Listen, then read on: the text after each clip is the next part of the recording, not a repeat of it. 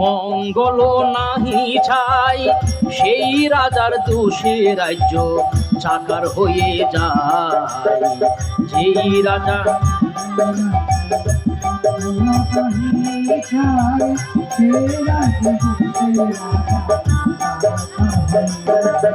ওরে শ্বেত হস্তি মম রাজ্যের মঙ্গল নিদান, দান দিয়ে সর্বনাশ করিল সাধন। শ্বেত হস্তি মম রাজ্যের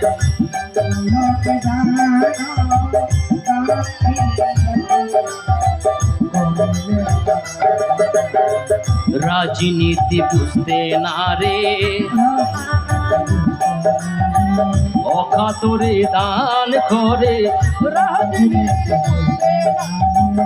রাজনীতি বুঝতে না রে,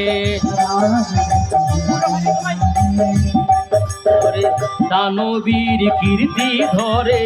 রাজনীতি বুঝতে না, রাজনীতি বুঝতে না রে। নির্বাসন করো হে, তোমায় রাজা বলি হে। ওরে মোরা এমন রাজা চাহি না রে, নির্বাসন।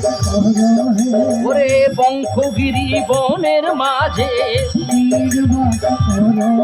ওরে তার শাসন মানি না রে। ওরে রাজ্য হতে দাও তারাইয়া,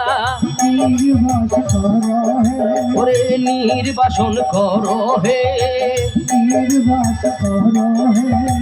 নির্বাসন করো হে।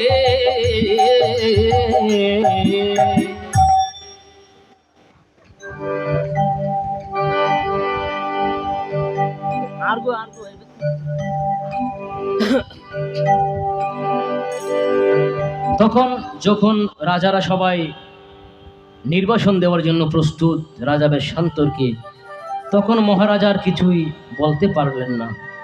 কারণ একজন রাজা সকল প্রজাদের বিরুদ্ধেও যেতে পারে না। মহারাজ সঞ্জয় নতশির অন্তপুরে রানী পৃষতির নিকট করেন গমন। ও গো মহারানী, যে তুর্থর নগর প্রজাগণ রাজা বেশান্তরের শাসনে সন্তুষ্ট নয়। আমার শতই অনুরোধে